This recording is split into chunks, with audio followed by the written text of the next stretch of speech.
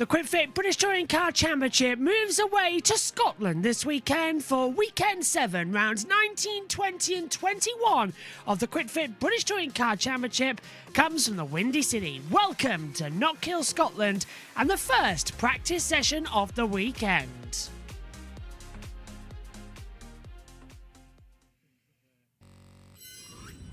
Well, the conditions are cloudy, the track is wet, as we always predict here at Knockhill. Sadly, we're not trackside for this one. We will be trackside at the end of the year at Brands Hatch. So taking us through the first practice session with the green light about to come on is our trackside commentary team, and Alan Hyde's down in the pit lane for us as well. Let's hand over. What was the question?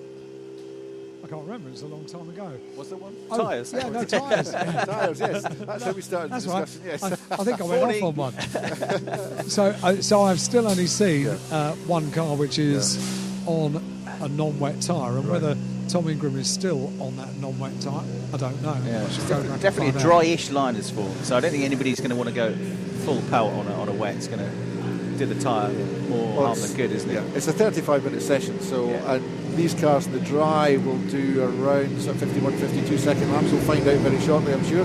So in the damp, they're going to be doing probably under a minute anyway. So yeah, and a good point. It's a fairly short session, but because it's such a short lap, you can, even if you lose a bit of time while you wait for the track to dry, you still get a lot of laps in the session. That's right. Yeah, cars on their way. Ingram's on a wet tyre as well now, so that's everyone I've seen on a treading tyre.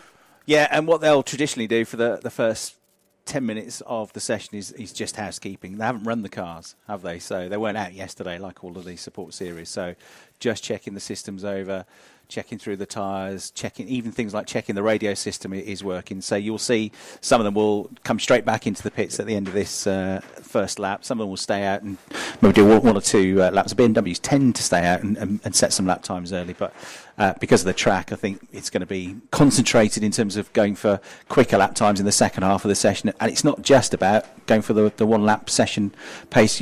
Obviously you've got to get a good qualifying lap, and it is important, perhaps more than other circuits at Knockhill, to be at the front of the grid for tomorrow's first race. But you've got to have a car which is going to last the whole race as well in terms of looking after the tyres. That's right, yes. It's there's a work list that each team will have to go through to ensure that they've ticked off everything that you just listed. They'll be doing this in a methodical order as they go through the session. Apologies for the mic breaking up there. They'll be doing this in a methodical order as they go through the session. They will have a work list to go through. All the teams will be doing that. It's quite a disciplined behaviour. It's not a question of just putting the cars out on track and doing a load of laps. Every driver has a programme they're working through. Equally, when we get to second free practice session, we'll also see that playing out. But of course, the second free practice session will determine the running order for the quick six qualifying later on. Yeah, exactly right. So perhaps more focus on single lap pace than there would have been in previous seasons with the new quick six qualifying format that we talked about earlier on. But again, you've got to have a car which is good for the race and understand the tyres. And when we get to dry tyres, which hopefully we will as the session goes on, then the races, it's the two compounds with the option tyre this weekend are the medium and the soft. So the soft is the prime tyre. They get 12 tyres, e.g. 3 sets of softs, and they get 1 set of medium. That's the option. Softer tyre is the quicker tyre. The grippier tyre, the medium, isn't quite as grippy. It's not bad tyre, but it won't be like the last 2 rounds at Alton Park and Croft. We've had a big difference between the tyres because we've had the hard tyre as the option tyre, and that has been up to a couple of seconds a lap slower than the soft tyre. But there'll be less difference between the soft and the medium, but they will have to use the medium in at least one of the races. So those are the two compounds. The white sidewall is the soft tyre. The yellow sidewall is medium. We've got a blue sidewall, which is what they've all got at the moment. That is the wet tyre. Looking at the last 5 years' worth of results here at Knockhill, Ash Sutton's had more wins than anybody else on the grid in the last 5 years. He's had 5 wins from 5 years, 2 in 2020, 1 in 2021, 1 win in 2022, and 1 win last year. Jake Hill, though, he's not far behind him with 4 wins here, 2 wins here in 2023, a win in 2022, and a victory here in 2019 as well. His first win with then George Gamble, Tom Ingram, Colin Turkington, a win each as well. And other wins have gone to, well, Rory Butcher, not racing in the championship anymore, 2 wins in the last 5 years. George Gamble, who is here this weekend, but not in touring cars, he's in the Porsche.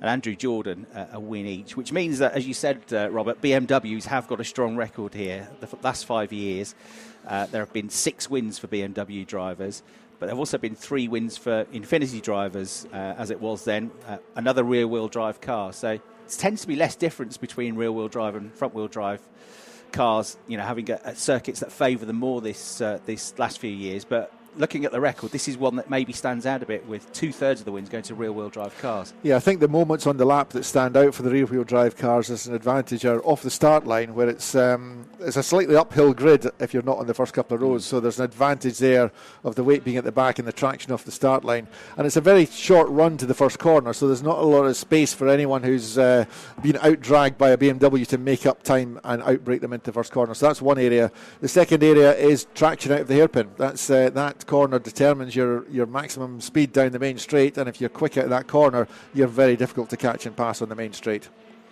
And curbs are quite brutal here, but you've got to use them, haven't you, to be quick through places like the chicane. But you've got to be careful not to wreck your car as well. Well, it's a very difficult balancing act. I mean, we spoke to a couple of mini drivers yesterday who were having trouble with drive shafts and things, and you tend to want to run a bit of camber on the front wheels. We can talk a bit more about setup later on probably, but you tend to want to run a bit of negative camber on the front wheels, which stresses the drive shafts a little bit more, and if you then start clobbering the curbs, you're going to stress them even more, and you risk drive shaft failures, which we've seen on a couple of minis.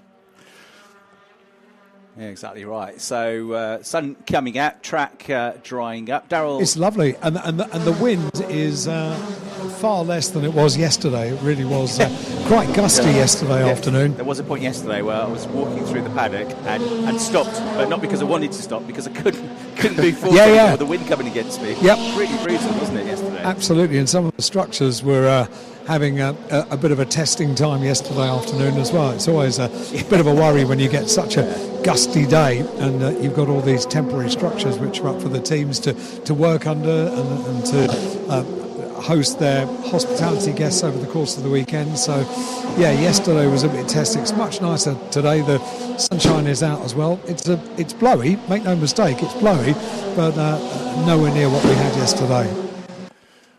Yeah, but all of that, of course, helps the track to dry out very quickly indeed. I think we're still seeing some spray being kicked up by the cars here, but certainly the dry line that the legends had begun to carve through the water is broadening every lap. So I would think towards the end of this session we'll see some very quick laps. At the moment, Ash Sutton's top of the timesheets, 54.921, just ahead of Jake Hill, 55.065, and Dan Camish on 55.283.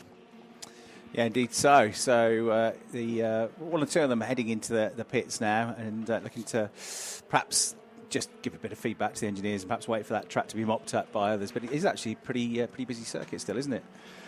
Yeah, well, I think, as you were pointing out earlier, Chris, none of the cars have been running at all during the week. This is the first time out on track, so regardless of track conditions, they'll want to stay out there, get through their work list, and make sure they've ticked off all the things that they're checking, all the settings and sensors and engine readouts and all the rest that they need to check anyway, regardless of track conditions. And then they'll start to think about performance, and by which time there should be a dryish line, and we'll be interested to see who dares to go out on slicks first if there's nobody out on slicks already, as Jake Hill now comes into the pit lane. I can see Tom Chilton is in there as well in the number 3 Hyundai. Tom, a race winner at Croft last time out, led from start to finish. And I was delighted to take that when his whole family were with him at Croft, because they had Max racing in one of the other ex-Formula 1 driver, his brother Max, racing in the pre-66 saloons down at Croft. So it was a real family affair, and Tom delighted to win in front of the audience. Yeah, Max was pretty spectacular as well, wasn't he? Charging phenomenal through in his Lotus Cortina. Yeah, it was an absolute copybook race, actually. If you could take that and give it to any young driver to say that is how you drive a motor race. Yeah, because had 3 races in the pre-66 touring cars. Max Chilton, ex-Formula 1 IndyCar racer, had brought out his Lotus Cortina, had a good first race. Second race, the car wouldn't start, so that meant he had to start right at the back of the grid for race 3, and he came absolutely storming through, didn't he? Up to the almost to the very front of the field. I think he finished 4th or something at the end, and I think if there'd been another 5 laps, he'd have probably won it. But it was absolute magic. But we've got a lot of cars coming into pit lane now, so I think initial checks and The first bit of the work list has been done, so cars back in, and mechanics swarming all over them. Bonnets up in one or two cases. I think that's Colin Turkington's car that's in there with the bonnet up, but that'll be all normal checks, I would think. Reliability of these cars is very, very good these days. It's very unusual to see, in a race weekend, more than one or two little mechanical glitches across the fields. True, actually. Yeah, no, it's very strong. Alan? First car to elect to go onto a soft, dry tyre is Tom Chilton. Race winner from last time out. So Tom Chilton now with the final. Yeah. Yes, he says inside the car. He's going to go for this, and is the first car we've seen down in pit lane about to leave pit lane and get out onto the circuit on a slick tyre. Let's talk about the Hyundais, Robert, because Tom Ingram has said we know the car is going to be strong here. We feel it's going to be quick around Knockhill, and he's in love with that car. They did a lot of work over the winter, because last year there was a lot of work done by Napa, and the Ford Focuses hit the ground running and were really dominant at the first portion of the season at least. But it's felt like everybody's caught them up a little bit over this winter, and Team Bristol Street Motors Accelerate squad have definitely done that. Tom Ingram says every time you put new tyres on the car, it's just beautiful to drive. It does exactly what I want it to do. And he's been quick everywhere. He's in all but one event, he's got at least one podium. He's got some wins as well. But there's only one race this year where he hasn't picked up points. One of the things that's going to be key here in qualifying is the hybrid. So it's an extra 60 brake horsepower, whereas last year it was an extra 30 brake horsepower. So those in the top 7 of the championship have less use of it in qualifying. They'll have less use of it in race 1 as well. But for qualifying, I think it will make quite a big difference here. It'll be interesting to see, because this is the most undulating circuit we've got. And this is where you want that extra delivery of power to get you out of the slower corners, get you up the hills. Yeah, that's right. It's critical in places like once you've landed after you've exited the chicane. It doesn't look it from here, and it doesn't look it if you're just watching on TV. But it's quite a steep hill from the chicane up to Clark Corner, and then Clark Corner itself is uphill. And you probably want a good blast then along towards the hairpin. And then, of course, hairpin exits uphill, but that's slightly complicated by the fact that you could still be on the hybrid button as you pass the timing beam to start the next lap. So you've got to be careful you don't press the hybrid button at the wrong time, because you can get pinged for, there's a 5-second delay before it then kicks back in again. Yes, if you press it too early, the system...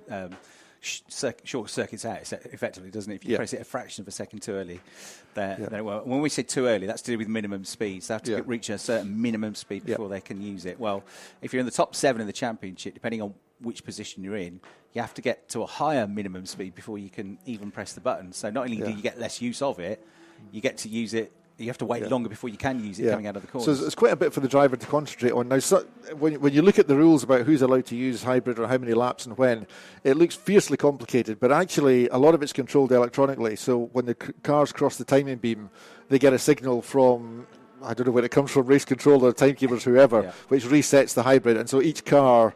the management systems in each car know how much hybrid's allowed anyway, so the driver doesn't have to work that out. He just has to decide when he's going to press the button. So it's a lot to think about, even more for them to think about. It's something they really think about in free practice, isn't it, Alex? This is where they're going to work out where the best sections of the track are to use the hybrid. Far from everyone changing onto a high tyre, most of them are into pit lane and remaining on that blue-walled treaded wet tyre. So Tom Chilton, he's the only one that I've noticed. That's not to say he's the only one on the circuit, but the only one that I've noticed that's gone out on a slick tyre. Yeah, it's interesting to watch this, Alan. I reckon what's maybe happening, from the view from the commentary box, I reckon if you were really chasing performance, and this was for grid positions, 1 or 2 would probably start to risk a slick. But I think at this stage of the session, we may well be just going through the work list and not ready to chase performance yet. Ash Sutton is doing the same, so I've just seen him, and it was very, very white writing on the side of that car, right. So brand new slick tyres, Yeah, so Ash Sutton still top of the timesheets, 54.921 ahead of Jake Hill, 55.062. Dan Camish, 55.181 in car 27. In car 80, Tom Ingram, who we were just talking about, 55.35. Now for local interest, Aidan Moffat in the number 16 car. That's one of the grey-coloured Well, it's a very complicated team name, but let's just call it the LKQ Team's Toyotas. So Aidan Moffat, car 16, he's 5th overall at the moment, so he's just gone up 10 places in the last couple of laps. Tom Chilton has just gone out on those slick tyres as well, so keep an eye on him when he starts to build up the speed in the next lap or two. So we talked about how well the Hyundais are going. Tom Chilton up there in the top 7 in the championship, a race winner. Tom Ingram leading the championship. Black and white warning flag for track limits going to Aaron Taylor-Smith, who's just coming into the pit lane, actually. So they're already on it. They're already looking at track limits, everybody, even though it's only practice. But the other Bristol Street Motors Hyundai, 12 months ago, Ronan Pearson, who is only in his 2nd season of the British Touring Car Championship, former front runner in the Mini Challenge, the Scottish driver was on for a podium finish here. He'd actually finished on the podium in his very first weekend at Donington Park, but then had the result taken away from him because got really unlucky, actually, because of the changeable conditions. He'd changed tyres, as many of them had on a drying track, and gone from wets to dries, and the ride height was just a bit too low on the car. They hadn't been able to do anything about it with a mid-race pit stop. So then he was running in 3rd place here, but he had to concede the podium position to his teammate Tom Ingram, who was going for the championship title. But Robert, he's come back here 12 months later, and he's now a race winner in the British Touring Car Championship. That's right, yes, and well deserved as well. He's an incredibly talented driver, and I think I always think there's 2 elements that make up the sort of the composition of a top line driver. One is, can you drive the car fast, and he clearly can. The other thing is the mental discipline of it all, and he doesn't crack under pressure. He keeps very calm, very cool in the car, and I think those 2 elements together, they don't often arrive together in many drivers, but it's there in Ronan Pearson. He's had a lot of little niggles and problems and things this year, sometimes mistakes on track, sometimes car issues and things, but he just needs a meeting where it comes together, because it's like playing golf. You know, if you can string all 18 holes together, brilliant. But if you can only do 12 holes and 6 are a disaster, then it's not going to work. And he's just working through that phase of his career where I think it's going to come together. And I think that he's got a contract already for next year, I believe. So I think by the end of next year, he's going to be the full package. He's going to be a regular race winner. Yeah, and he's his own biggest critic as well. You know, he's quite often publicly, and when you speak to him, criticise himself. You know, that just wasn't good enough for me. I need to do better. I need to be quicker. So he's very self-analytical, I think, and there's definitely no ego is ever going to get in the way of him, because he's very critical of himself, and he's keen to learn, and he will learn. Yeah, and he's in a good place to learn with those 2 really experienced teammates, isn't he? Yeah, absolutely. Yeah, and his feet are firmly on the ground. He's not getting carried away with what he's doing at all, which is part of the strong mental makeup. Car 14 is with the Macklin Motors sponsored car, is the one you'll see Ronan Pearson driving. He's just coming into pit lane just now, in fact, in that Hyundai, one of the 4 Accelerate Motorsport run cars, and he's heading it through the weighbridge and the scrutineering check there. So all important for the touring cars. Very strict rules in terms of the ride heights of the cars, so they don't run them too low and gain an unfair advantage, and also the weight of the cars. The all-up weight of the car at any point, actually, during the race meeting with the driver on board, very strictly policed, and Ronan Pearson on the weighbridge at the moment. The cars can get called to the weighbridge at any time, and the rule book says they have to go there, and they have to get weighed, and they must comply. Few more going for the slick tyre now as well. I think Mikey Dover looked like he was on the slick tyre, but everybody's going quickly on the slick tyre. Same as last year during free practice, we get the opportunity to have a chat to a few people down in the pit lane and in the garage. And this time last year, Steve Richardson, MD of Napa Racing UK, we were talking about a new initiative for the Knockhill weekend by the team to support Race Against Dementia. We have gone up a few levels this year, haven't we? We've gone a little bit bigger, Alan. Yeah, I think we did really well this year. We raised £10,000. We want to double that this year. So we've got more things happening. We've given the drivers special edition race suits, helmets. They're being auctioned. It's come at quite a cost, I would imagine. But it's for charity at the end of the day. So we really want to make this work and make it support. We only race once a year in Scotland. We said this last year. We want to make that special for our Scottish fans. The charity is obviously linked to Scotland and motorsport, so we're doing all that we can. We have a charity track walk this evening at 7 o'clock. We ask for a small donation, people to join that. All of our drivers will be there as well. So we're trying to make it an event, really. I think there's going to be a few drivers that are not just Napa Racing UK drivers as well. I think all the drivers have been invited now. We've invited everybody. How cool is this? It's fantastic, and it looks part of the sport. It's part of the spirit of the sport. It's part of what we're trying to do, just to keep things fresh and keep things changing. So if the other drivers join us, we'll be absolutely delighted. I think it's fantastic. Last year, the merch absolutely flew off the shelves. It looked really cool, in fairness, and I've seen people wearing it all year at various circuits. You've upped the game for the merch range as well.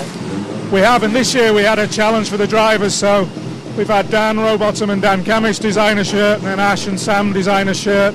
So there's a bit of a competition as which one sells more. I mean, pleasingly, there were people knocking on the door of the merch unit yesterday already buying them. So, yeah, we just ask people to support us and do what they can, basically. Steve, it's absolutely brilliant. Just remind everybody, 7 o'clock tonight, there's a track walk in aid of Race Against Dementia. Your drivers will be there, plenty of other drivers will be there. I think it's a £5 small donation, isn't it? It's a £5 donation, 7 o'clock. Say the drivers will talk to people about the corners, and so it'll be fun, it'll be exciting. So if anybody wants to come on and support us, please do. Top work, Steve. Thank you so much for explaining it to us. Steve Richardson, the MD of Napa Racing UK, and it really has gone up a couple of bars. See, I hope you'll be there, Chris. 7 o'clock this evening, a track walk at Knockhill with the 4 Napa Racing UK drivers, and I'm sure the drivers from the Mini Challenge will be there as well from the team. But also plenty of other touring car drivers, I'm sure, are going to appear as well. £5 entry for the track walk this evening, and all in aid of Race Against Dementia. Yeah, there's an extra dimension to that, Alan, actually, as well. There's an extra thing that Napa are involved in, which wasn't mentioned there, is at lunchtime today and tomorrow, we'll see a very special car out on track. It's the Gordon Murray T50 fan car. And we're going to have that driven by Gordon Shedden on track at lunchtime today and lunchtime tomorrow. I can add a bit to this. Yes. I did a podcast for Motorsport magazine a couple of years ago, when maybe more than that now. Yeah, it was more than a couple of years ago, just like it. But it was down at Gordon Murray Automotive when he was still designing the car, and he was talking at length about this vision of reenacting the Formula One fan car on the road. So fascinating to see it now here. I saw it fire up yesterday. It is a quite unique piece of kit. And Gordon drove it here at Knockhill yesterday, didn't he? And I think it was the first time he'd ever driven it before. And make no mistake, he wasn't hanging about. No, well, he was being cautious, he said, but yeah, we'll talk more about it at lunchtime. But he was being cautious. Yes. Have you seen the video? It's worth £3 million. So yes, it's worth £3 million. Well, the added bit to that, though, is if you want to be in that car, there is a spare passenger seat for tomorrow lunchtime. Yes. And alongside you in the car, Gordon will be driving. It's a 3-seater car. Gordon will be driving. So you won't be alongside him because he's in the front and the passengers will be up behind like the McLaren F1 car was. It's exactly the same way. You'll be looking over his shoulder. And the other seat will be Max McRae, Colin McRae's nephew, professional rally driver. And you could be in the other seat. It's a £10 entry into a prize draw for that. If you go down to the Napa Centre on the approach to the hairpin, you'll be able to get the details there. It's also you can get into on the Napa Racing website as well. So £10, if you're lucky, could get you, as long as you fit in the car, of course. There are a few height and weight restrictions, but as long as you fit in the car, you can be in that car tomorrow lunchtime. But you need to get yourself in the prize draw today, because I believe it's going to be drawn tonight. That's quite an opportunity. Wow. It is unique, yes. It's something money can't buy, put it that way. So £10 into a charity raffle. I reckon the thing to do is the same as people that bet on the horses do, and that's to give yourself a limit. So say, I'll spend £100 to try and get this. It all goes to Race Against Dementia, and you do stand a much better chance of winning that draw, because that is, well, to be honest, the people that I was with yesterday when it fired up, I said, you want to take a little video of this, because you'll probably never get the chance to see this again. Yeah, absolutely. I mean, outside a Goodwood Festival of Speed, you'll probably never see one of these in action. So exactly it's a fantastic that. thing. What we should do is get Matt Neal to put £10 in. Try and squeeze him in the back. Well, he probably wouldn't fit. Yeah, that's a good point, actually. He could be very critical of Gordon's driving though. You would fit perfectly, Alan. Proper backseat driver. Alan, you would fit perfectly. You're just the ideal size. Right, well, exactly. So should I therefore practice what I preach and put aside £200 and have, hang on, how many entries is that? That's 20 entries, isn't it? Yeah. Yes, pay as much as you want. It's all in a good cause. There you go. Yeah. I felt like the calm before the storm, because about a minute ago, 8 of the top 10 were in the pits. It's getting busier on track. More and more coming out on the slick tyre. I think the times are about to start coming down. Nobody's going quickly yet. Nobody that switched to a slick has broken the 1 minute barrier yet, whereas the quicker times on the treaded tyre were in the 54s and 55s. So for the record, still quickest from early on in the session is number 1, Ash Sutton. Second is Jake Hill. So third and second in the championship are the top 2 in the session. A tenth of a second between them, a 54.9 versus a 55.0. Third quickest, Dan Camish, still looking for his first win of 2024, 55.1 for him.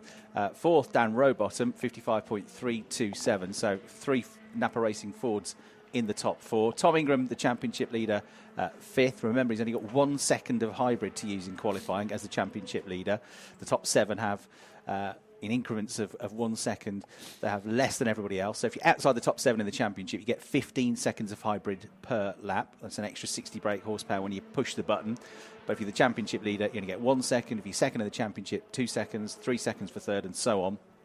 So Tom, with an uphill battle in qualifying, especially we reckon around here. Although the last time we thought this at Alton Park, which is also an undulating circuit, and Ash Sutton was the championship leader at that time, he still managed to get on the front row of the grid. Ash Sutton being Ash Sutton, he's the driver that's qualified for the quick 6 shootout. He's got through to the final part of qualifying in every single session so far this year, even when he's had less hybrid than anybody else. Yeah, the field is certainly closing up as well as the session continues and the track evolves. We've got the top 15 cars now within 1.05 seconds. So that's very, very close. And it'll get closer as more and more of them go out now onto slick tyres. Ash Sutton's still quickest in a 54.9, so I think there's a couple of seconds still to find. But there's a good dry lap now around most of the circuit. And it doesn't leave a lot of margin for error. You have to stay right in the tram lines, as it were. But the scope is there for certainly improved lap times in the last 9.5 minutes that we've got left of the session. Yeah, looking at Clark, if you go slightly off the line there, you've had it on the outside and on the inside. It's still pretty greasy off the line. I mean, the line is dry, but you put a wheel off in the patch of damp on the outside there, and it's the gravel trap awaits. There's not much space, not much margin for error there before you get the gravel trap. So it's still, as you say, going to be tricky for them. That dry line will get wider and wider, but it's still not going to be ideal conditions until probably they go out again for free practice too. At the moment, we've got Ash Sutton has broken the 1 minute barrier, so 59.2. That's still 5 seconds slower than Can I just follow up the conversation that I just had with you guys and have a chat to Gordon Shedden, the 3-time BTCC champion, who is just on the pit wall at the moment. Let the cars go, they're way too noisy, Gordon. On a Saturday morning here at Knockhill, when you were in the BTCC, I used to approach you with a certain amount of trepidation because I knew that there was so much extra pressure on you, it being the home round. What for the Scottish drivers this weekend, for Ronan, for Aidan, to perform this weekend? What's the pressure like?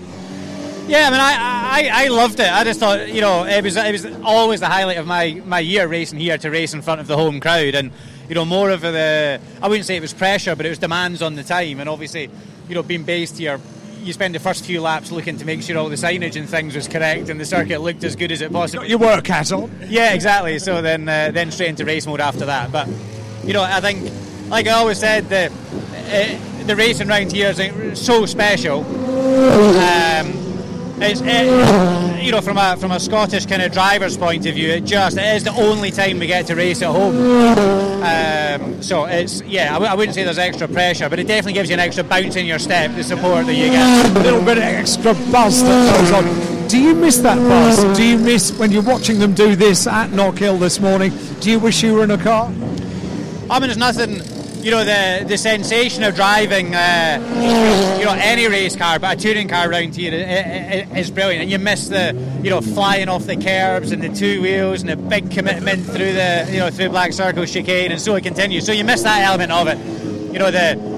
Some of the other elements you miss a little bit less, but on the whole, it's great fun, and it's a circuit that all the drivers in all the categories enjoy coming to, because it is so different. I'm not an expert in driving around Knockhill, but might I suggest the car that you are driving this weekend, you don't bounce off the curbs and get airborne and those kind of things this weekend, because you've got something a bit special. Yeah, so I've got one of the brand new Gordon Murray T50s. So it's a car designed by Gordon Murray, who originally designed the McLaren Formula 1 car, or the F1, the centre seat road car. So this is a centre seat, full carbon fibre, 3.9 litre V12 engine. This thing sounds like a Formula 1 car from the early 90s. I've never heard a road car sound like it. So it's really spectacular. Trust me, you will hear it. I've seen a video of you testing it yesterday. You'd never driven it before. Can you just... And you weren't hanging about, I have to say. Yeah, the car is absolutely brand new. I think I did more miles in 3 laps last night than it had previously done in its life before that. But it's a fantastic car owned by Transcal, a Scottish company. A bespoke colour of saltire blue. This is a one-off car, and absolutely, as hypercars go, you could argue it looks underrated because there's not lots of wings, but it's a ground effects car. You have a look at the back of this car, it has the fan. If you remember the Brabham fan car, the Formula 1 car, and you can hear the fan, and it sucks the thing to the ground. It is just an incredible feat of engineering. Right. You're aware how much it's worth, aren't you? Yeah, I'm fully aware. I think it's maybe £3 or £4 million worth of car. Yeah, exactly. So do you get nervous before you get behind the wheel of it? Not as nervous as the owner. Yeah, that's a very good answer. Gordon, thank you for chatting to me. Really appreciate it. Yeah, see, there's a professional racing driver for you. Not as nervous as the owner. It's all right. Fully comprehensive insurance has been sought after. Just a quick housekeeping note. We need a vehicle removing, please. It's parked in and it's blocking an exit route. So if it's a silver Vauxhall van, registration LS73 OBP. Could you please move your vehicle? So it's a silver Vauxhall van, registration LS73 OBP. Please could you move that as quickly as possible for us? Thank you. Right, while we heard from three-time champion Gordon Shedden, multiple Knockhill race winner as well, of course, in BTCC, talking about that 650 brake horsepower beast that you'll see at lunchtime. There are 4 minutes to go. We've got a new fastest lap and more drivers getting quicker and quicker as well. So a couple of minutes ago on the slick tyre, Rob Huff, the 2012 World Touring Car Champion, went quickest of all with a 52.638. So we're now getting to the point where we're close to 3 seconds lap quicker than we were at the start of the session on the wet tyres. Andrew Watson has just gone second quickest in the Toyota Corolla with a 53.152. Tom Chilton, 53.2, has just gone third quickest. Aidan Moffat's just crossed the line and gone second quickest in this first free practice session with a 53.022. So it's Huff, Moffat, Watson the top three, Chilton down to fourth. Ronan Pearson is there in fifth place with the 53.5. Colin Turkington, a 53.6, has gone sixth. Aaron Taylor-Smith, who leads the Independence Trophy driver standings this year, he's seventh at the moment with the 53.7 in the Vauxhall. Yeah, and suddenly as we see these times coming in, the field spread is just magnified significantly. So the first 14 cars within a second just a few minutes ago. Now it's 2.8 seconds between the first 14. So this is the cars chasing performance now as the track drives towards the end of the session. But you've got to look at what Toyota are doing. They've got 3 cars now in the top 4. Taylor Smith's gone up to second in the Vauxhall, but Toyota's first, second, third, or first, third, fourth, I should say. Now Tom Chilton's just jumped up there into second place in the Hyundai, and Aidan Moffat's now gone quickest in the Toyota, so it's changing that quick. But Scottish driver P1 at the moment. Just to let you know, chaps, that on standby this weekend we have not only the Irish national anthem but also, of course, Flower of Scotland as well. What are the chances, do we think, of hearing either Aaron Taylor-Smith's national anthem or the pipes when we have the national anthem? We did have that just a few weeks ago here in Knockhill when Rory in Superbikes took the top step of the podium. We had the Flower of Scotland played. Are we going to get it this weekend?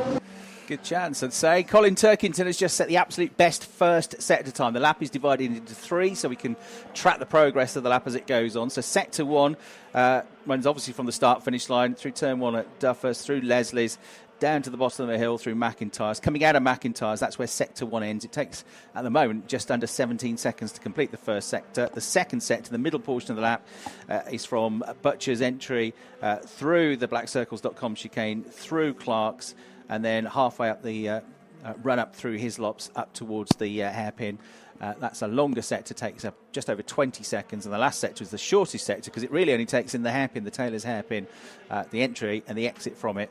So that's the way the lap is divided up. You've got to therefore have a really good middle sector. That's the longest sector, and Tom Chilton has just set the absolute best middle sector time as Rob Huff improves his own best time from earlier on. He goes to the top of the times with a 52.346 now. Andrew Watson 52.406.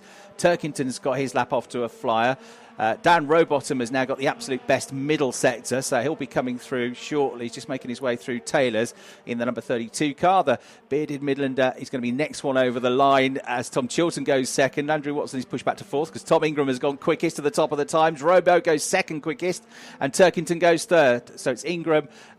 Change it. As soon as you say the words, they change. Ingram, then Sutton is stuck across the line to go second. Rowbottom and Turkington.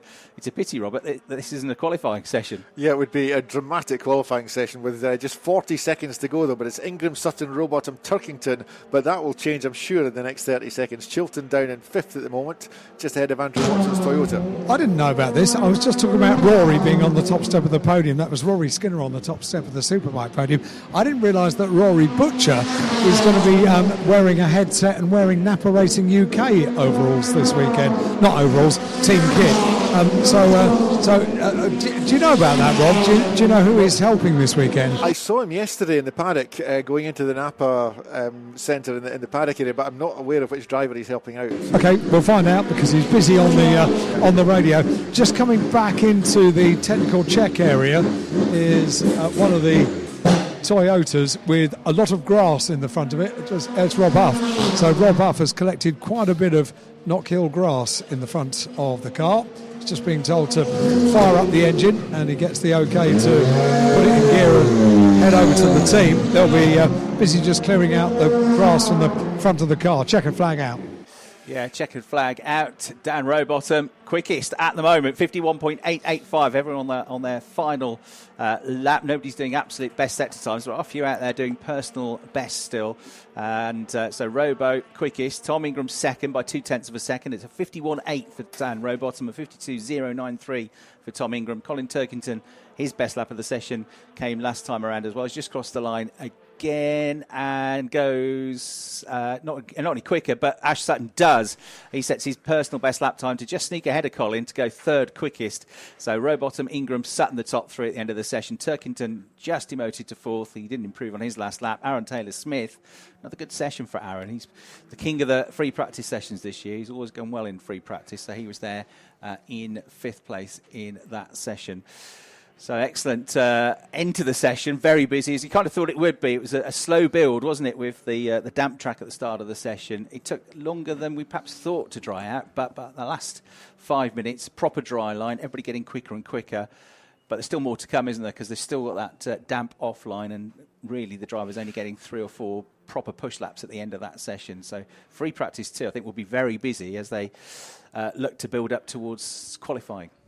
Yes, it's and free practice 2 again. Well, they used to do kind of qualifying simulations through free practice 2, but I would guess they'll probably have to do the same again, even though they do the quick 6 format or Super 6, however you want to term it, for the qualifying. You still have to, again, simulate the qualifying lap and things, so we'll see a bit of that in FP2. The Rory Butcher answer, he's working with all of the team. In particular, he'll be working with Sam Osborne this weekend. Yeah. Of course, Rory used to drive for that team in its earlier days as Motorbase. He did? Yeah. In GTs as well as in touring cars. Yeah, and Rory also, certainly at Croft, was doing some driver coaching with Parker Racing as well. So I don't know if he's doing the Porsche driver coaching as well as he's just BTCC. a busy boy, isn't he? He is, yes. And in fact, he raced at Le Mans a couple of months ago. Mm. So yes, he's very busy, even though he's not driving a touring car this year, but very busy. The team actually, which looking at the timings and things, and all the cars kind of moved up and down the timing screen at the end of the session, but the the cars that came on very strong towards the end were the Toyotas, and they've, as the season progressed, they've gradually got stronger and stronger. And I know that they did a lot of development work sort of mid-season to try and get weight out of the car and things. And it really is starting to work for them. Yeah, I think with all of his experience, not necessarily much experience in BTCC, because it was 20 years ago he did his one and only season in the full season in the championship before this year. But he has obviously a huge amount of race experience, touring car experience, and Rob Huff has definitely been helping to drive that. Been working hard together to get a lot of the potential. There's always been potential in that car, but it's never quite been consistently there, has it? They've had a few niggles here and there, especially last year, but it's definitely starting to come together now. Rob already a race winner this season as well, so he was up there. In the end, he ended up in 8th place, but only half a second covered the top 12 cars at that section. It's very, very close at the end. You were 0.893 of a second, first to 13th on that session there. Yeah, it's going to be very, very close when it gets to the second session and then once into qualifying, of course. But looking at the Toyotas as well, the other change with Toyota this year is it went up to 4 cars, effectively, because they've got the 2 works liveried cars with Rob Huff and Andrew Watson. And then they've got Josh Cook and Aidan Moffat in the sort of satellite team, if you like, but which I can never remember the name. LKQ. There's so many letters Eurocar involved. LKQ, they're still whatever. with Cinetic. They're still very much run by Christian Dick's team by Speedworks, aren't they? Absolutely. And so a couple of overall wins for Josh Cook in the last two meetings as well. So he's starting to move in the right direction in the championship as well. So I would assume there's data sharing between all 4 cars, and that's helping as well. That if you've got 3 or 4 cars out there, you've got extra data, you've got extra things you can compare and try, and you can develop the cars at a much faster rate. There's obviously more work to do. You need more staff in there to run 4 cars, but if you manage the data well and if you've got good quality engineers, which that team clearly has, then you can make progress. Yeah, that's a good point. So Dan Rowbottom, quickest in free practice 1 in the number 32 Napa Racing UK Ford Focus, 51.885 seconds off the back of his first podium of the season last time out at Croft. Tom Ingram, the championship leader in the Bristol Street Motors Hyundai, 52.093 seconds for Carlin Brady, second place. Number 1, Ash Sutton, the 4-time reigning champion, 52.159 seconds, just under 3/10 away from Dan Rowbottom's time in third. Then number 20, Colin Turkington, fourth. 5th, number 40, Aaron Taylor-Smith. 6th, number 3, Tom Chilton. 7th, number 11, Andrew Watson. 8th, number 12, Rob Huff, despite a grassy moment towards the end of the session.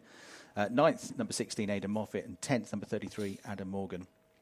Josh Cook, number 66, was 11th. Dan Camish, number 27, was 12th. Ronan Pearson, 14, his number. 13, his position in that session. 88, Mikey Doble was 14th. 18, Darryl de Leon was 15th. 24, Jake Hill was back in 16th in the session, but didn't really go for it at the end like everybody else. 17th, the 222 car of Chris Smiley. 18th, the 77 car of Sam Osborne. Scott Sumpton, the only rookie in the field, number 29, was 19th.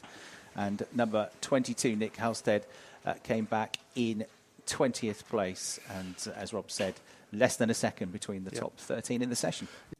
Well, thank you very much to our trackside commentators for the first session there as well. And, of course, the ever-consistent Alan Hyde down in the pit lane. So, free practice 2 gets underway at 12 o'clock in about 2 hours' time. So, please do join us again here on JB Motorsports for all of the action. The YouTube stream is about to be set up as well. It's much easier to do it after the first session because then we can just reuse the settings. It's a lot easier.